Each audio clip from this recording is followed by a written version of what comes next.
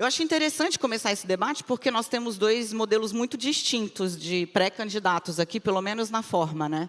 O Aldo Rebelo foi tudo, foi deputado 5 vezes, 6 vezes presidente da Câmara dos Deputados, ministro de Luiz Inácio Lula da Silva, ministro de Dilma Rousseff, ministro de Michel Temer, trabalhou com Ricardo Nunes na Secretaria de São Paulo, foi do Partido Comunista ao Democracia Cristã, onde ele está hoje.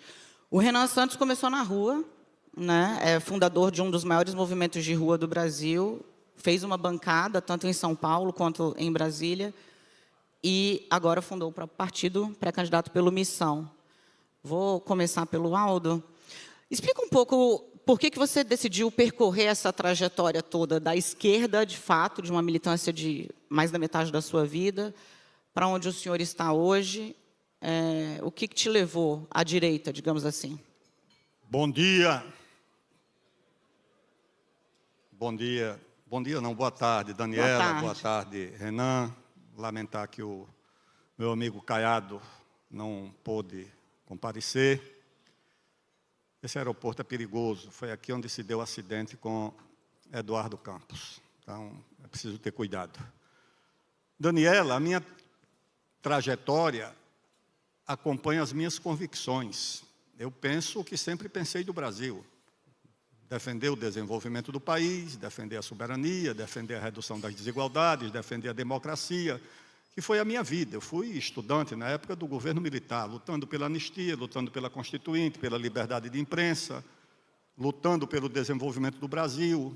Fui ministro do presidente Lula com essa agenda, fui relator de Código Florestal, de lei de transgênicos, critiquei demarcação de Raposa Serra do Sol e penso mais ou menos a mesma coisa. E a minha pré-candidatura se dá em torno do objetivo de fazer parte desse debate. O Brasil é um país rico e interditado. O problema do Brasil não é de capital, não é de investimento, não é de tecnologia. O problema do Brasil é uma interdição institucional. É um Supremo que proíbe uma Ferrogrão, o Ministério Público que proíbe o petróleo, o outro que proíbe Autazes, potássio, o outro que proíbe uma ferrovia, uma hidrovia, tudo no Brasil está interditado. É preciso desinterditar o Brasil. Uma mina de potássio não, de terras raras, autorizada, rendeu 14 bilhões de dólares. Nós poderíamos ter 200 minas dessas, mas tudo isso está interditado. Então, o primeiro debate é desinterditar o Brasil. Como é que vai fazer o ajuste fiscal? Eu já deixo o senhor retomar a ideia, porque se eu não segurar o relógio aqui, o senhor vai que vai, porque eu conheço. O senhor fala que o Brasil está interditado e que isso é um problema institucional. Renan, muita gente vê o MBL como parte dessa disrupção, digamos assim, né? Que ganhou as ruas em 14, 15, 18 deu o fruto institucional mais forte, foi o Bolsonaro presidente. Você se vê parte da solução ou do problema? Olha, eu me vejo integralmente como parte da solução, até porque o MBL foi parte da solução de um país que despertou. Mas o que há no surgimento da direita é uma crise de liderança. A liderança de direita brasileira, que era o Jair Bolsonaro, era um completo idiota. E aqui já me apresentando, meu nome é Renan Santos, tenho 42 anos, fundador do Partido Missão, fundador do MBL, futuro presidente desse país, e quero colocar as coisas de maneira bem clara. Todo mundo perdeu tempo e gastou muito tempo no debate político brasileiro, discutindo um projeto morto, que é o projeto das esquerdas brasileiras, e a resposta a isso, que foi um projeto natimorto, que é o projeto do bolsonarismo, que nunca teve proposta para o Brasil. E muita gente falou, a resposta a isso seria a polarização. Ah, não, tem uma polarização e nós vamos ficar presos nisso. Alguns dos pré-candidatos que deveriam estar aqui presentes, o Zema e o Caiado, adotaram um caminho. O caminho de seguirem na sombra do Bolsonaro. É um jogo.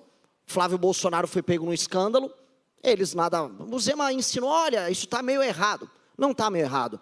Flávio Bolsonaro é um escroque desde sempre, me desculpe os termos aqui, são pessoas elegantes que estão aqui presentes, mas é isso.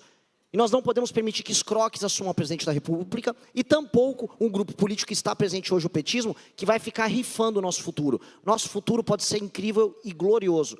Em 30 anos, o Brasil tem que ser uma das 5 maiores nações do mundo. E eu estou propondo, junto com uma geração toda nova, não à toa lidero essa geração nas pesquisas, um tipo de Brasil que vai poder enfrentar todos esses problemas, enfrentar a questão das terras raras, ganho de produtividade e assim construir um grande futuro. Então vamos começar bate-bola rápido aqui. Aldo falou de ajuste. Pré-candidato, começa o ajuste fiscal por onde? Pela receita, tá certo. Tem que ser pela retomada do crescimento. Você pode cortar despesa? Pode. Vai enfrentar resistência do judiciário, do Supremo, das corporações, mas pode cortar despesa. O desperdício é grande. Mas o ajuste ou é feito pela receita ou o país amplia a base da arrecadação, porque o presidente Lula quer aumentar a arrecadação aumentando impostos. O resultado é a maior fuga de domicílios fiscais do Brasil, fuga de empresas para o Paraguai e para a China. Quem não quebrou, quem imaginou que grandes empresas que quebraram recentemente iam quebrar. Então, o ajuste tem que ser aumentando a base da arrecadação e, se possível, com a redução da carga tributária. Aumenta a base da arrecadação como? No andar de cima? Olha a plateia. Aumenta a base da arrecadação como? Taxando o andar de cima? Falei para o senhor ver bem a plateia. Aumentando a base da arrecadação. E, se você aumenta a base da arrecadação, olhe, se o país passar a crescer 4% por ano, a curva de juros vai embicar para baixo. Se o país passar a crescer 4% por ano, a relação dívida-PIB vai embicar para baixo. E aí você pode reduzir, inclusive, a carga tributária para evitar que as nossas empresas vão para a Guiana, vão para o Paraguai, vão para a China. Você pode fazer isso aqui. Então, o ajuste é aumentando a receita pelo crescimento da economia. Qualquer economista sabe disso. 4% de crescimento, o Brasil não terá problema para enfrentar. Renan Santos, é fato, se foi eleito o seu ministro da Fazenda, é o Kim Kataguiri, qual é a receita do crescimento ou do ajuste fiscal dele? Seria um ministro maravilhoso, Kim Kataguiri, o deputado que protocolou a PEC, que resolve a questão na área da despesa. Vou discordar do meu amigo Aldo. Nós temos que fazer um ajuste na área da despesa, e a PEC protocolada que já endereça esse assunto é uma PEC de 3,3 trilhões em economia em 10 anos, é uma PEC justamente que o Kim começou a endereçar. Temos que começar a andar pela área da despesa, porque temos que dar um choque de credibilidade nas contas públicas do Brasil. O choque de credibilidade vem, os investimentos vêm, e a gente tem as duas coisas ao mesmo tempo, que é o crescimento somado ao fim da tensão no longo prazo para os investidores, entendendo que o Brasil será um país capaz de arcar com seus compromissos. Essa é a base de um crescimento econômico sustentável. E mais, todas as experiências internacionais e a literatura séria a respeito dão conta de que o ajuste mais duradouro é sempre o ajuste no campo da despesa, que é o que nós vamos fazer. Corta onde? Me explica. Porque é fácil falar cortar na despesa. Vamos cortar a despesa. Como? Não, no que é mais impopular, Dani. Eu vou começar já com o mais impopular. Desindexando tanto a aposentadoria quanto o BPC do salário mínimo. Ninguém vai querer falar isso nas eleições.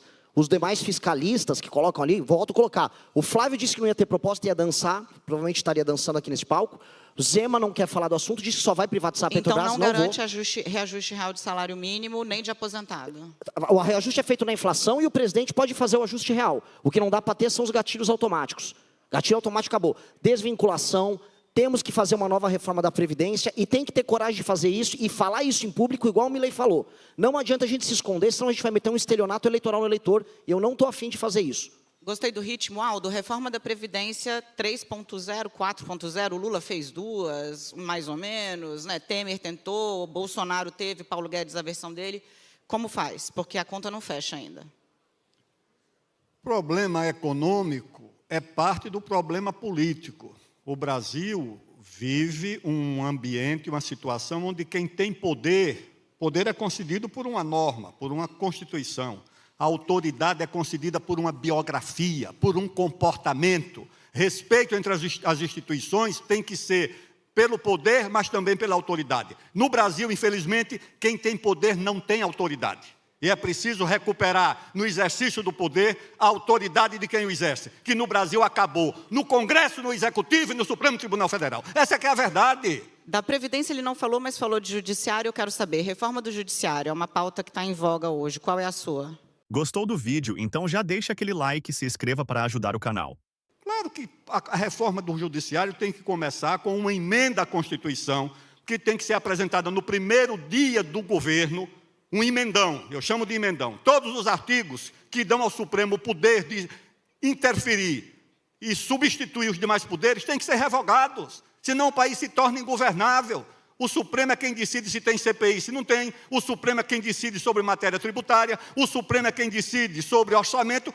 Isso não está na Constituição, isso se chama usurpação de atribuições e gera, não é apenas insegurança jurídica, isso é pior, é insegurança institucional entre os poderes. Eu ou tenho você dúvida enfrenta se isso ou o país é amplia ingovernável. ou diminui a insegurança institucional, mas quero ouvir qual é a sua proposta de reforma do Judiciário, Renan? O Judiciário tem que cumprir apenas o papel de guardião da Constituição e de ator que discute temas abstratos ligados à questão da constitucionalidade, e não mais como última instância do processo legislativo.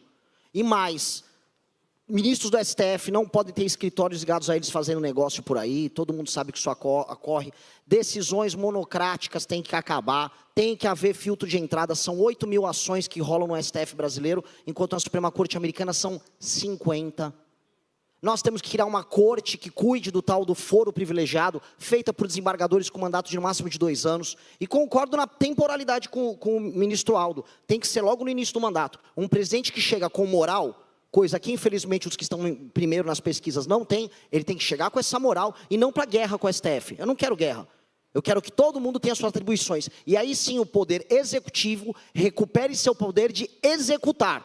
Porque o que o Brasil está faltando é poder de execução. É fazer as coisas acontecerem. Minha geração está de saco cheio de ver as coisas acontecerem no nosso país. Deixa eu puxar vocês para o plano terreno, porque o Missão é um partido novíssimo, vai para a primeira eleição agora, e o Democracia Cristã, um partido antigo, nunca teve uma representação que pudesse garantir uma base para qualquer governo. E vamos olhar o Congresso de hoje, né?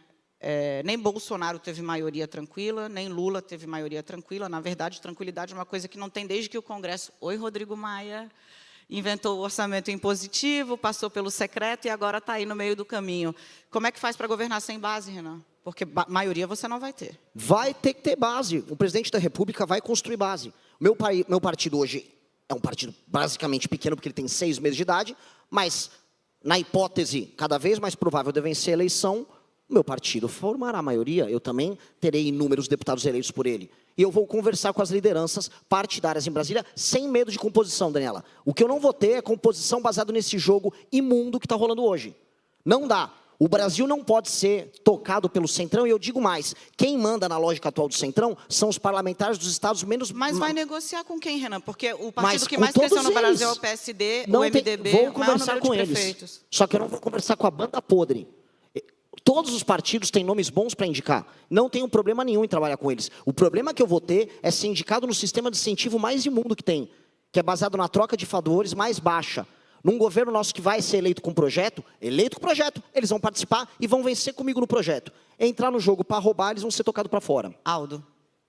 Olha, está ali o Rodrigo Maia, era o líder da oposição, quando eu era líder do governo, presidente da Câmara, e havia ali um governo de corresponsabilidade.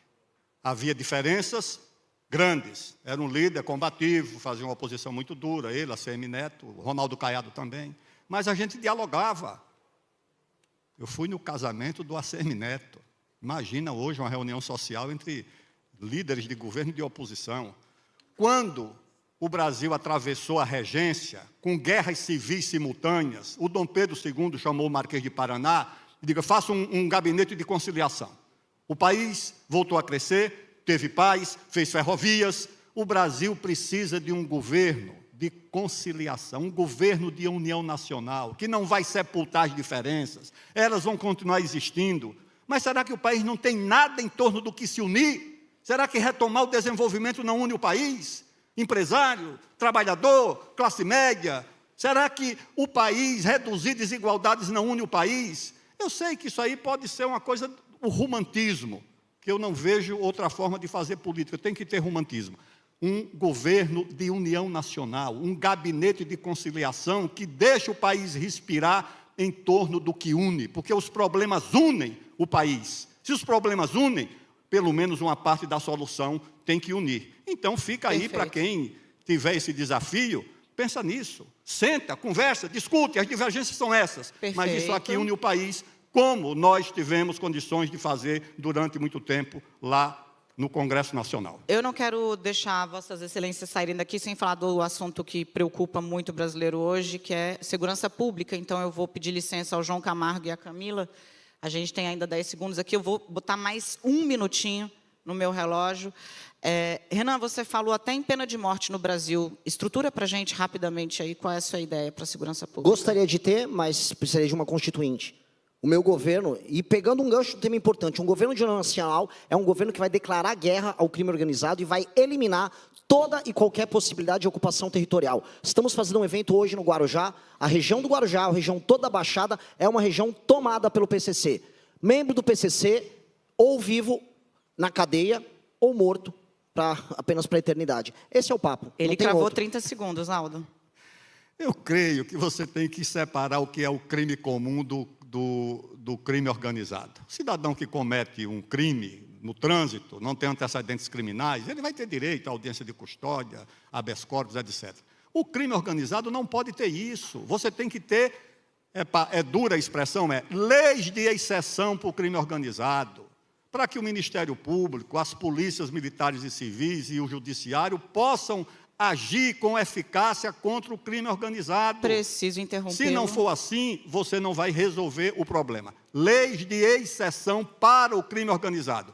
Que a Justiça, a Polícia e o Ministério Público tenham condições de enfrentar, porque não pode ser tratado como mais um crime comum. Gostou do vídeo? Então já deixa aquele like e se inscreva para ajudar o canal.